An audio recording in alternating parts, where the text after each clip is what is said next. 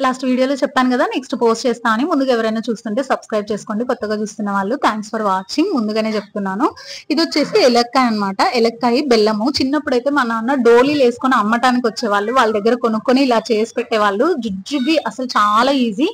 కచ్చికాయలు కాకుండా బాగా మాగిన పండు ఉంటది కదా, ఎలగపండు, అందులోకి బెల్లం వేసి తగినంత బాగా కలిపి నెక్స్ట్ పూటకు తింటే సూపర్ ఉంటది. తెలియని వాళ్ళ కోసం మాత్రమే చెప్తున్నాను, ప్లీజ్ ట్రై అయితే చేయండి, ఇంకా దొరుకుతున్నాయి కదా. ఇది వచ్చేసి 6th డే మా ఇంటి దగ్గర గణపతి అన్నమాట. నేనైతే పండగ ఏం చేసుకోలేదు కానీ డ్యూటీ ఉండింది ఫుల్ కంటిన్యూస్ గా.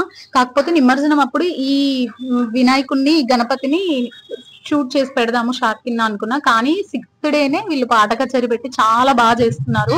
అసలు ఫుల్ క్రౌడ్ ఎంత బాగుండిందో, నాకు ఇంకా వీడియో తీసి పెట్టాలనిపించింది. నాకు తెలిసి థీమ్ వెంకటేశ్వర స్వామి థీమ్, శంఖ చక్రాలు నామాలు అండ్ చుట్టూ ఎంత బాగుందో డెకరేషన్. సింపుల్ గా ఎలిగెంట్ గా చాలా బాగుంది. ఇంకా నేను ఆ క్రౌడ్ లో సరిగా తీయలేకపోయానే అని అనుకుంటున్నాను.